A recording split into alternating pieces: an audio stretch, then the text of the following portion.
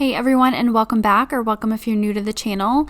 As you know, I love sharing recipes with you, and today's video is a what's for dinner fall edition. The 3 recipes I'm sharing with you are so delicious, and I hope you give them a try. So let's jump into it. Alright, so the first recipe I'm making is a butternut squash gnocchi. I am starting out by roasting the butternut squash at 400 degrees Fahrenheit for about 30 minutes. I went ahead and sliced the butternut squash in half, lined my cookie sheet with some foil, and then also spread some olive oil all over the foil and the butternut squash. I roasted it face side down, that way it can essentially kind of steam up and the skin on. And I mean, you can totally use already diced and peeled butternut squash, but this just is an easy foolproof way to do it in my opinion. Scooping out all of the seeds, of course, before placing it on the cookie sheet. I love adding butternut squash this time of year. I know I just made a butternut squash mac and cheese, and Sydney enjoys it as a side as well. It's just kind of a staple fall ingredient.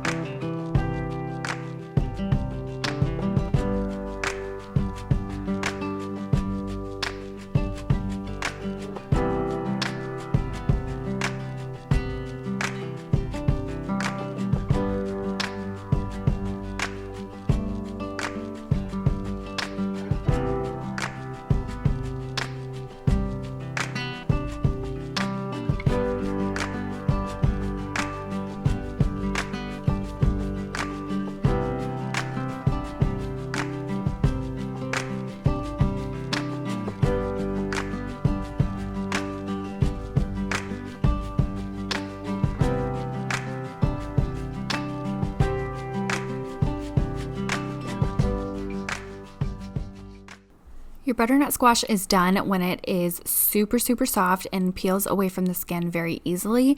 I went ahead and poked it a bunch so the steam kind of came out and cooled down just enough for me to place it in my food processor. And you want to go ahead and blend this up so that it's as smooth as possible before you're adding it to the sauce, and that way it doesn't have that gritty texture. In my opinion, it's just a little bit better when it's nice and smooth and kind of melts into the sauce.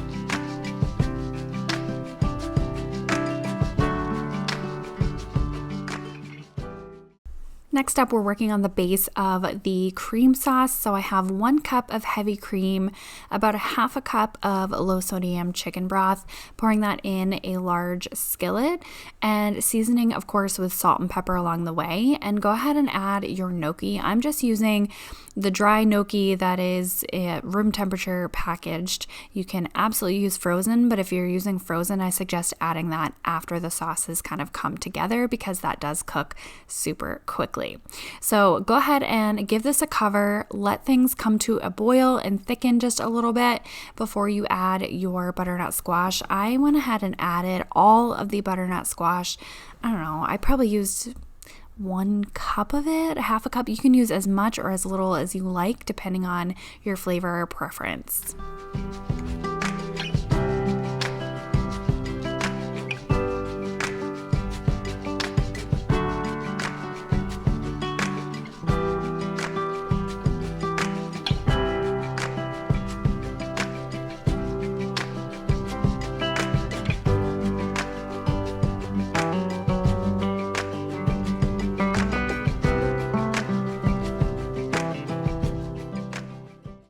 Once everything is nice and smooth and combined, go ahead and add 1 tablespoon of minced garlic and then a bunch of fresh thyme.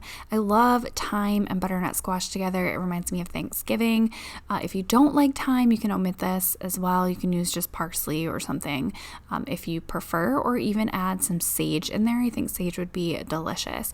And that is all you do for this meal. It turned out so good. Sydney had this for lunch at school the next day for leftovers and thoroughly enjoyed.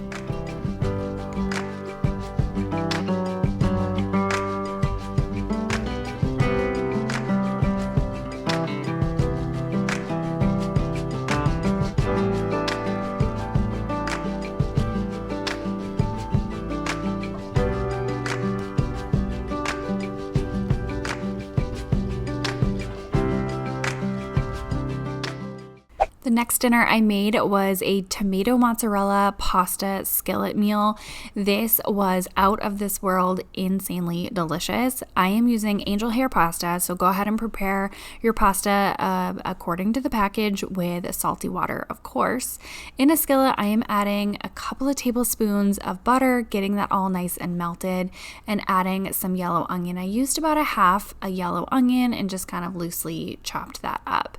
And go ahead and cook those until they're translucent, so for a couple of minutes, and then you're going to add about a tablespoon again of garlic. I love garlic, so most of things that I cook, I do use some garlic. The base of the sauce that I'm using is a white wine sauce, so after about 1 to 2 minutes, when the garlic is nice and fragrant and cooked, go ahead and add about 1/3 a cup of white wine. I'm just using a cheap Pinot Grigio, and I added that to the skillet, and we're gonna let that reduce. I did also season with some sea salt, black pepper, and basil. So bring this to a simmer, a boil, and let this kind of reduce by half. If you don't like cooking with wine, you can absolutely use chicken broth, and I'm sure that would come out delicious. It just gives it a totally different flavor profile when you're using wine, and I love cooking with wine and making wine sauces here and there. Once that sauce was reduced by about half, I went ahead and added a heaping tablespoon of tomato paste. I love the flavor of tomato paste. It adds like that nice pungent tomato flavor. So I added just a little bit more than a tablespoon. And go ahead and mix that in until it's nice and melted and smooth. Once the tomato paste was nice and smooth and mixed in, I added about a half a cup of chicken stock and then added my cherry tomatoes. I love doing these cherry tomatoes like this because they kind of pop in your mouth. I don't want them to get mushy or anything. I brought the sauce to a boil and just enough to kind of make the tomatoes soft but not mushy, if that makes sense. So probably only a couple of minutes here in this sauce. After about 2 to 3 minutes, I went ahead and added a bunch of mozzarella balls. These are fresh mozzarella pearls, and I just stuck them all around enough to warm them up a little bit. As I'm making this, I'm thinking how good this pasta dish would be with some fresh burrata on top at the end. Just ideas flowing through my mind as I'm watching myself cook this again. Oh, this pasta dish was so good. I did go ahead and add more basil here. You can use fresh basil if you have it on hand. I just used dried because that's all I had.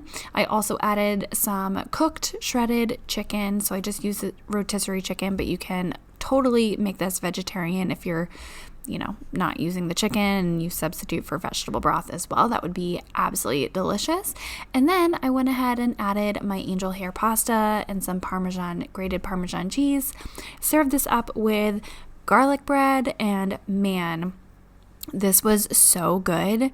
I want to say we barely had leftovers because Sydney and I just devoured it.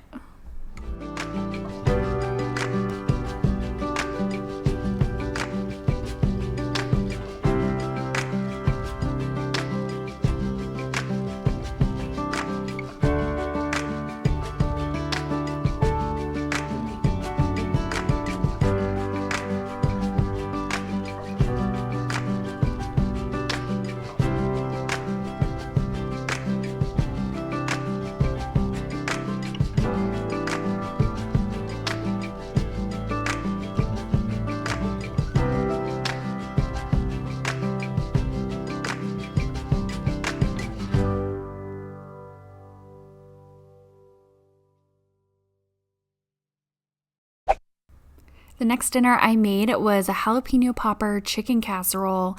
I started out with, of course, shredded, cooked, seasoned rotisserie chicken. I am seasoning the chicken with paprika, garlic powder, and black pepper. I have the oven set to 375 degrees Fahrenheit, and all you have to do, this is so incredibly easy, is layer up your cooked chopped shredded chicken in the bottom of a casserole dish and go ahead and season that with your paprika, garlic powder, and black pepper. In a separate bowl, you're going to make the cream sauce layer, I guess you should say. 8 ounces of cream cheese, about half a cup of chicken broth, and then about a half a cup of heavy cream. Pro tip here, do not do what I did. Make sure your cream cheese is semi-room temperature softened, because otherwise you will make a mess when you're trying to blend this up together like I did. It doesn't have to look pretty. Mine did not, but it still came out delicious. And layer that sauce all over the chicken and top it with some seeded cut up jalapenos. I am not one who usually eats jalapenos, and so I didn't really know how spicy they would be without the seeds, and so I went ahead and also cut up some poblano peppers and put those on the other side just in case it was going to be too spicy for my 6-year-old to eat this. It turned out to be just fine without the seeds. I did not find the jalapenos spicy whatsoever, because I do know the heat supposedly comes from the seeds. Anywho, if you are totally spice averse, you can use poblanos instead, and it's basically like a bell pepper.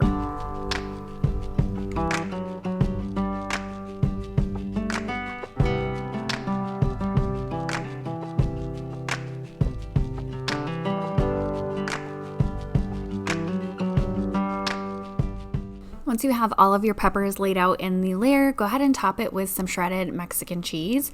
I put a nice thick layer of this on top, pop it in the oven for about 20 to 30 minutes until everything is nice and warm, and holy cow, this was a very big surprise at how much I enjoyed this meal. I did serve it with some brown rice. I highly recommend serving it with brown rice to make it a little bit more hearty and filling instead of just like a side. But this jalapeno popper chicken casserole is now going to be on rotation in my house all the time. Sydney loved it, and I did share the jalapeno side and the poblano side with her. One note I will say is if you're kind of mixing them both, the poblanos definitely cooked a lot softer and faster than the jalapenos did, so it just depends on what texture preference you like. So stinking good. If you give this a try, definitely let me know.